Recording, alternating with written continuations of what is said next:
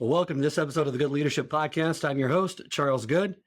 My guests for this episode are Karin and David Dye, who are the founders of Let's Grow Leaders, a global leadership development firm known for practical tools and leadership development that sticks. They are also the author of several award-winning and best-selling books, including Courageous Cultures, How to Build Teams of Micro-Innovators, Problem Solvers, and Customer Advocates, and their brand new book, Powerful Phrases for Dealing with Workplace Conflict.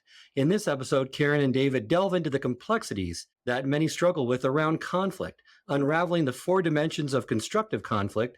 They also offer proven phrases that will turn your challenging conversations into opportunities for growth and understanding. I hope you enjoy. Welcome to the Good Leadership Podcast, where we engage with esteemed thought leaders and explore research-backed strategies and techniques that empower leaders at every level to achieve meaningful results that drive lasting change. Welcome again to the program, Karin and David. Charles, thank you so much for having us. Really look forward to this conversation. So good to be back. Great. Well, let's start with why is conflict so hard? And the problem you state, which I agree with, is it's in your head and you make conflict into something that's a life or death thing. You over exaggerate it or catastrophize it. You know, it's as you asked that question, Charles, I'm taken back to shortly after the pandemic had receded, the World Economic Forum did their own research, and they identified the ability to deal with workplace conflict as the number one skill for the foreseeable future in the global workplace, which I just thought was fascinating, and just speaks to the importance of this topic and why these skills are needed so much. And when you talk about why it's hard and what makes it challenging, I mean, there's so much hard wiring that we have. We're social creatures. So many of us, we don't want to be rejected or feel cut off from the group or have that social isolation and worry about damaging relationships. And those kinds of fears and the stories we tell ourselves about those things, they seem very, very real. And then you've got the threats that you can have the same rush of adrenaline from a little bit of a disagreement with somebody as you do if there's a tiger getting ready to leap out of a bush at you. And so helping your body be able to distinguish between those two things is critical, because without any of the work, our body just reacts to it all the same. And so giving ourselves the ability to deal with it in a more productive way is really what this is all about. When you cite research in the book that 70% of people from your research say they're experiencing the same or more conflict at work, that's disheartening. And then the other 30% to think, okay, well, maybe it's 30% are okay. The primary reasons they're experiencing less conflict is because they've changed jobs or working from home or just escaped challenging people. Yeah. And what's lost in that, and why that second half of that is concerning. I mean, yeah, 70% experiencing more or the same that's concerning, but that half of the folks who say less, it's because they escaped. What's lost in that? And this is important when we're talking about workplace conflict. Workplace conflict is not automatically bad. We so often assume it is because we think of the destructive kind that damages dignity, relationships, and all that sort of thing. But productive conflict, collaboration, creates better results. There's more creativity. You get ingenuity, solutions you wouldn't have come up with otherwise. All of those things can get a more productive, more enjoyable workplace and work experience. But all that's lost if it's just a matter of escaping. And so while it might feel better for that individual, it's not really a overall great outcome.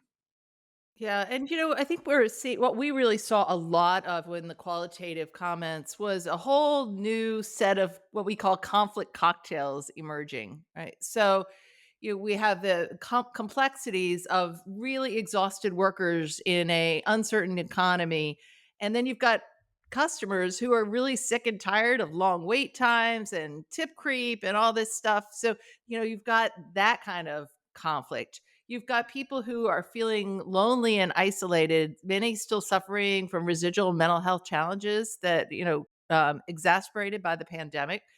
And now they're working in remote teams. And so they're feeling isolated and also disconnected. And yet at the same time, they're like, but I don't miss the commute. So I don't want to. And so there's just this complex, how do we do things around here? and a lot of lack of clarity of expectations in these remote teams. Are we going to have our cameras on or off during our meetings? When I say you can work from anywhere, do I really mean work from anywhere, or is the petting zoo okay or not okay? Right. So it's those kinds of things that we're seeing create. So you had all your regular conflict that's been going on for years. And now you've got this whole new breed of conflict cocktails that is coming in. And I think that is part of what's leading to the more conflict as well. When I hear this from leaders a lot, that they would like a script to follow because it's so difficult to have these conversations. They don't want to bumble in their words, not say the right thing. But you mentioned, which I think is very astute, is that there are no perfect words for every situation, except maybe thank you and I apologize. And apart from those, it's what the words do that matter most, not the words themselves. Yeah, that's such an important distinction, Charles. And we did really work hard to craft these words because, as you say, and we hear this all the time from our clients too, which is one of the reasons we're excited to get this book into people's hands. Just give me the words. I just need the words to say. And so, our intent with these powerful phrases is to really open the door to a conversation. You can't script out the entire flow of a conversation, and you don't know what the other person is going to say, but you can go in with specific intent and specific purpose behind the words you're saying. And there are a couple of these phrases where and I'm sure we can get into that, but we really have chosen the words carefully for exactly the reason that you said. This is what they'll do. And so we encourage readers of the book, please put these phrases into your own language that works for you and achieves the intent behind the phrase. Well, let's move now into the four dimensions of constructive conflict, and let's kind of just talk about each one in turn. And that first dimension is connection. Do we know one another as human beings, which is so important in this day and age? Yeah. So we like to think about connection at two levels. So there's the are we connected as human beings before we're even trying to have the productive conversation? And then how are you connecting at the beginning of those conversations and throughout the conversation?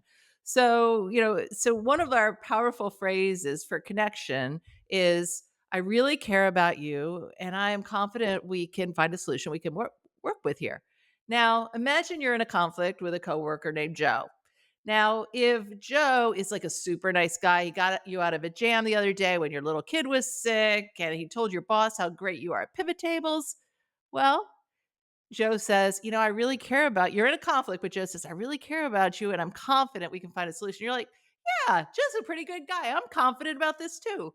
But imagine same conflict, different Joe. This is a Joe who's thrown you under the bus, and you're like, nice try, Joe, but I don't trust you. So that phrase will fall flat. So that's how like the overall relationships really matter.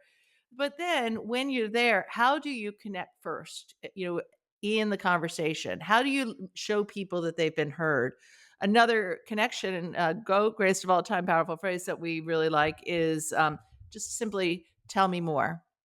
So if somebody's coming to you really upset and your gut says, "Well, I just want to tell them why I'm right," but if you stop first and say, "Oh, wow.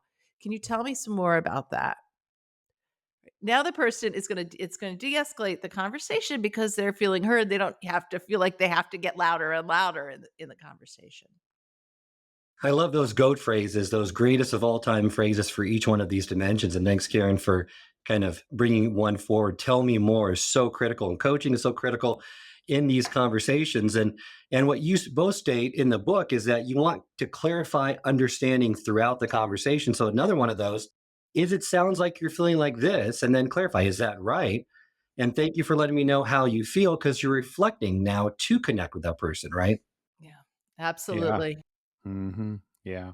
If we can start with acknowledging the emotion that we're hearing, it's such a powerful way to connect with people is to truly see where they are and what's going on and check and make sure that we've got that alignment.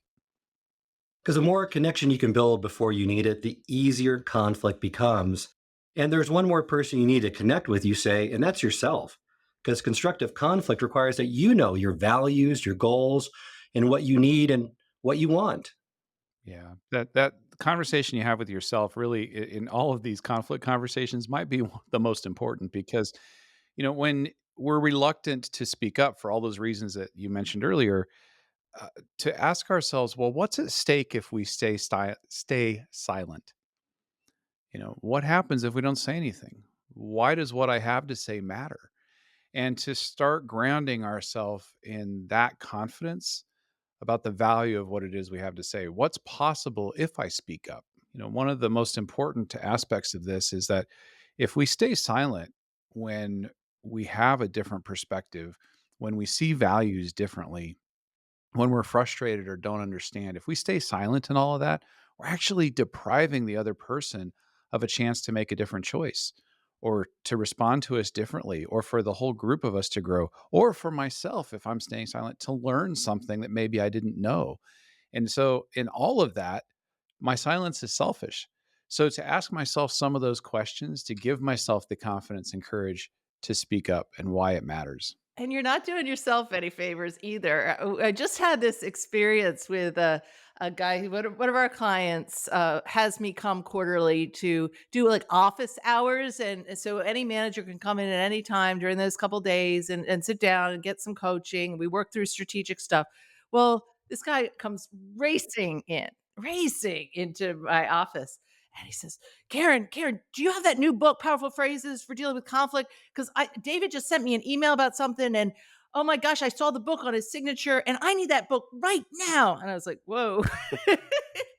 And I said, well, it's not out yet, but I know what it says. So let me help you. And so, anyway, he had gotten himself so fired up for the last 3 months. He had lost sleep. His wife was sick of hearing about it. He was so angry about this situation and this person.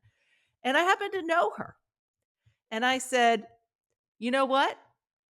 I know one thing for sure. You two want exactly the same thing. Right. And he's like, "How do you know?" I'm like, "You're gonna have to go ask her, but ask her, right?" And so he had spent 3 months of his life really just destroying himself over this thing. He went and had a conversation with her. He connected, asked her what success looked like, and he comes back and goes, "Oh my gosh, I am so relieved. I should have had that conversation 3 months ago." Right? And so, you're not doing yourself any good either if you just let things simmer and are afraid to have the conversation. Absolutely. Now, the second dimension is clarity. Do we have a shared understanding of success, making sure we're on the same page? What are some of those GOAT phrases for this dimension of the model?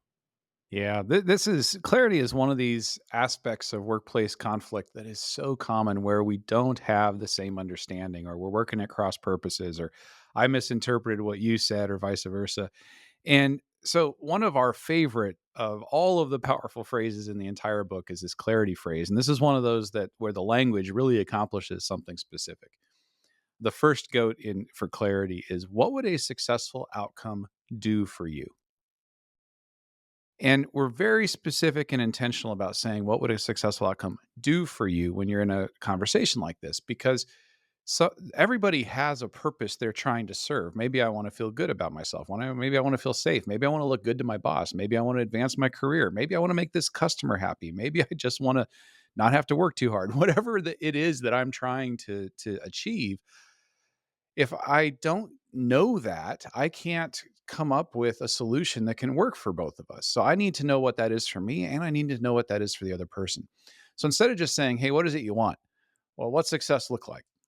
If we just start there, the person will just go to whatever their proposed solution is, as opposed to what the purpose behind it is. Once I know the purpose behind it, now I can help solve for both. So that's a clarity goat that we find to be very, very powerful. What would a successful solution do for you?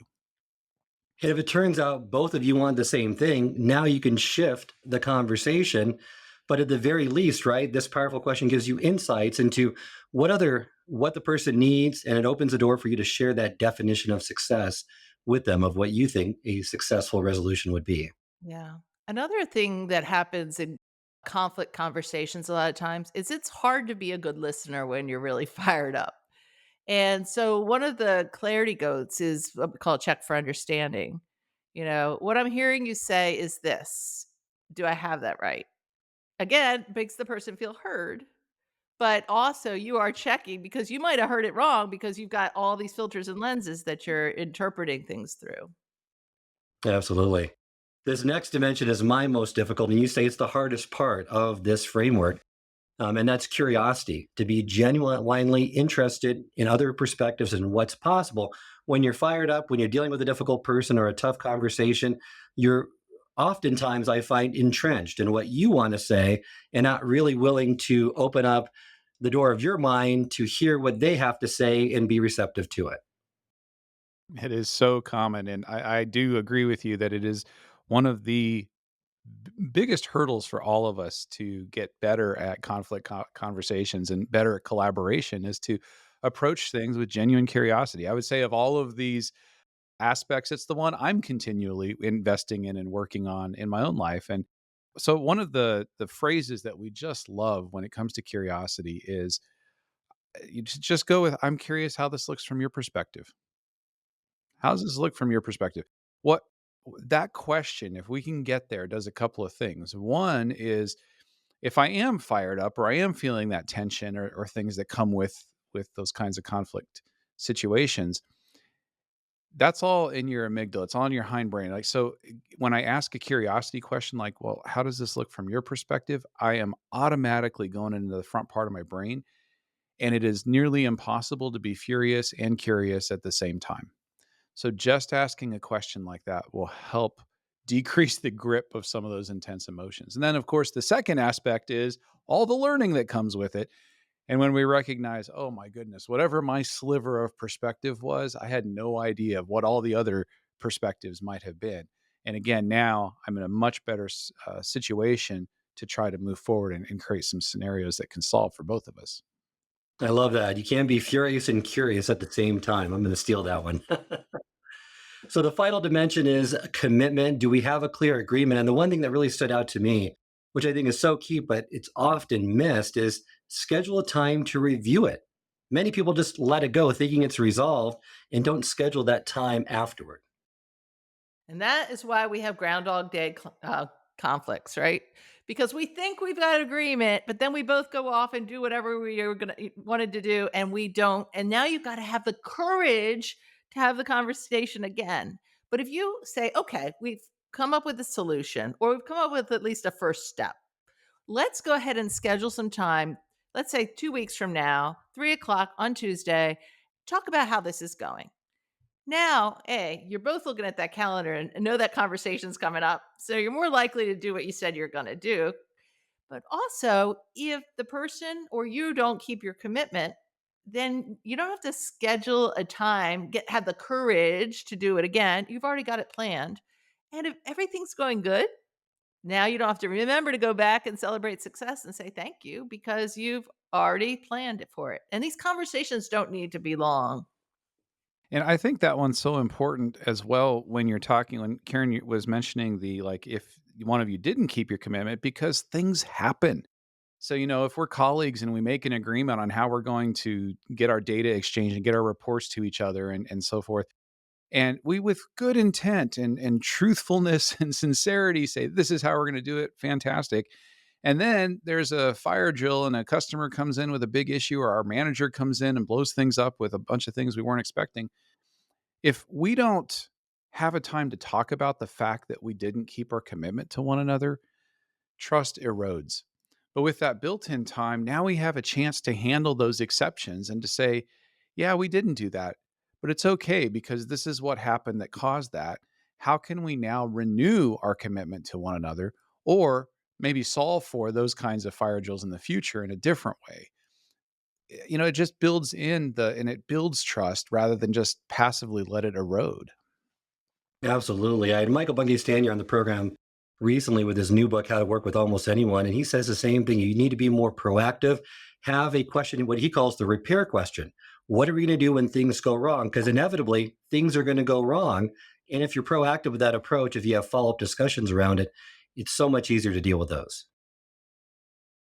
So no one likes to start these conversations. They aren't good in the conversations, but it's really scary for a lot to say, okay, how do I start these conversations that people want to avoid? You have a very good comment that when you speak up about something that's bothering you, it's not destructive. You're giving everyone else and you a chance to learn, grow, and respond. So silence is selfish in these moments because it steals opportunities for people to get better. That is so good.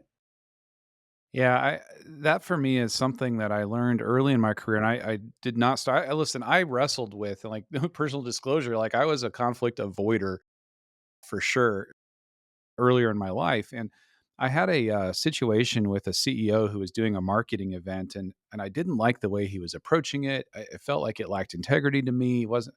I was like, I didn't like how he was communicating what was happening to the people attending, and I stewed about it. I didn't say anything because CEO, right? And as with the person that Karen described that came rushing into the office the other day, I stewed and I was frustrated and I was not sleeping and finally popped my cork. I wasn't elegant, didn't use any of the powerful phrases, and said, I can't be a part of this. This lacks integrity. And what do you think he said next? Well, I was really expecting, you don't like it, there's the door. Or let me help you pack your things, something like that. And what I got was something different. He said instead, he said, David, I don't see it that way. I don't think it lacks integrity at all. However, I don't want you to violate your integrity. And then he asked me the question that I really should have been thinking about from the beginning if I had been approaching that with the four dimensions in mind and connection, curiosity, and so forth. He said, how can we do this in a way that would work for you? It was such a simple, straightforward question and brilliant because there was a very easy answer. And it took me 15 seconds to go, "Well, what if we did this?" He said, yeah, no problem. Let's do that. All that wasted time. And if I had not said anything, I mean, I didn't say it well, and kudos to him for teaching me a better way. But that's what I learned from him is what you're saying about silence being selfish. Because if I had just stayed silent, I deprived him of the opportunity to do anything different. And I learned in that process how to be better. So even if you're not saying it well, even if you can't figure out the exact right words, you're better off having the conversation. When you mentioned in the book too, which I love Amy Edmondson, her new book as well, but the way she states it, and you've kind of alluded to this earlier in our conversation, we often, we talk about how people are more likely to discount future benefits of speaking up and overweight their current fear. So when you ask yourself these powerful questions, you consider the future and the risks of staying silent. Like, what's preventing me from saying that? What is at stake if I stay silent? I think those are important questions to ask to get you more motivated to having these conversations. Yeah, absolutely. Well, we're big fans of Amy Edmondson. She actually wrote the foreword to Courageous Cultures, the book we wrote before this one. So, yeah, very much she's doing really important work. It's psychological safety. So, powerful phrases to invite others into the conversation. So, you've gotten up the courage to do it. Now, we want to have that conversation. So, it could be where it's a stalemate, they're not receptive, they're quiet. What are some powerful phrases that you could say to get them engaged and wanting to be a part of the conversation? Yeah, sometimes you could just state the obvious. It strikes me that there's something really important that we're not talking about here. And I think before we go forward talking about this project anymore, can we just talk about that? Or I'm feeling that there's this topic that we really should be addressing. Maybe it's the way things are communicated, whatever it is, but just you own it first and say, I think there's something that we're not talking about, and I'd like to talk about that.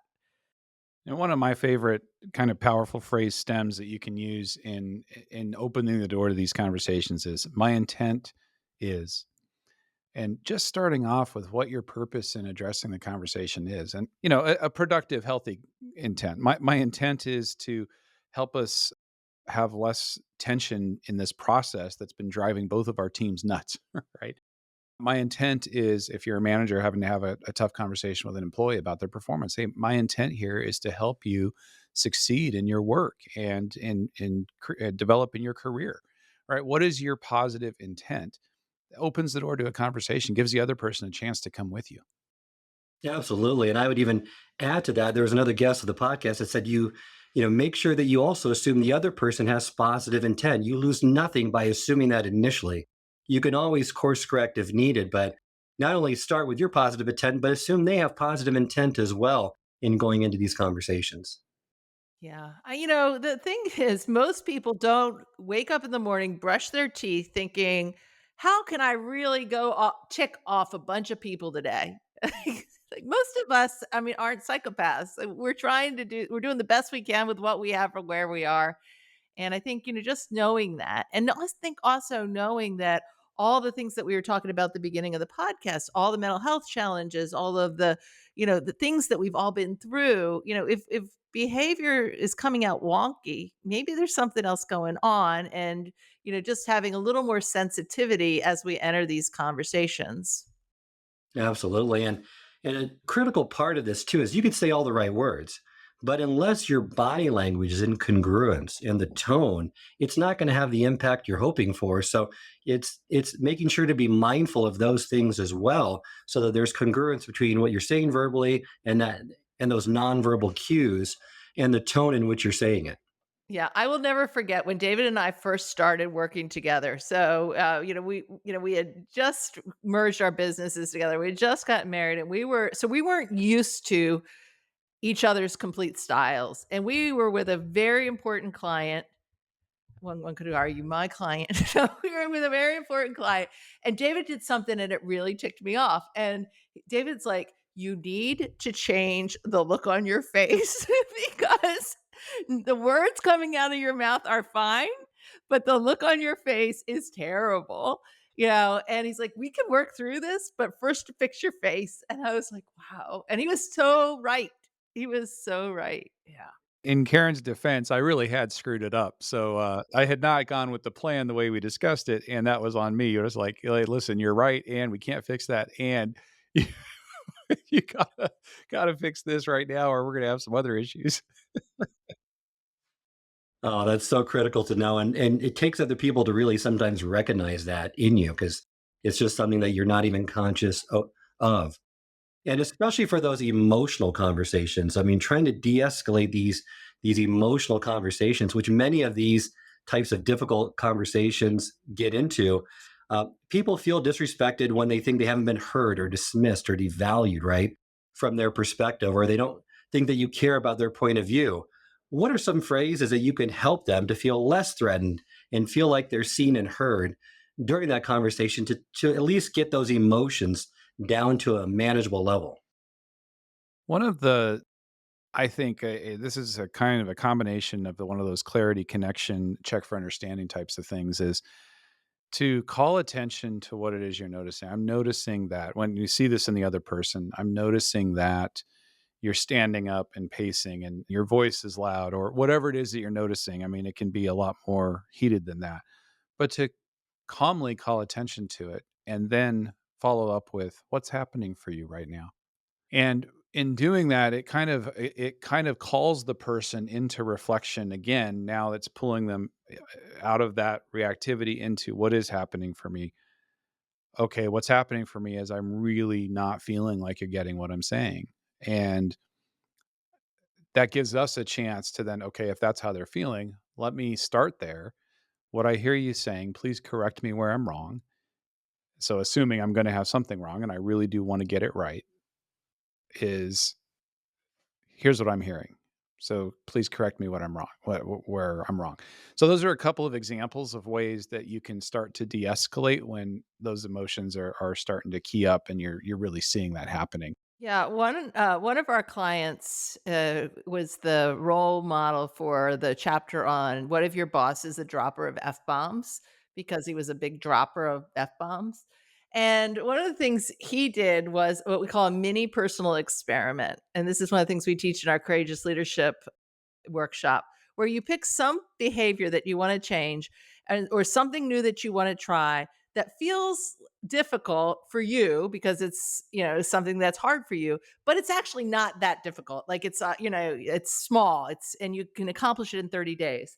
So his mini personal experiment was, when he wanted to use the f word, he would use a silly word instead, like pickle juice.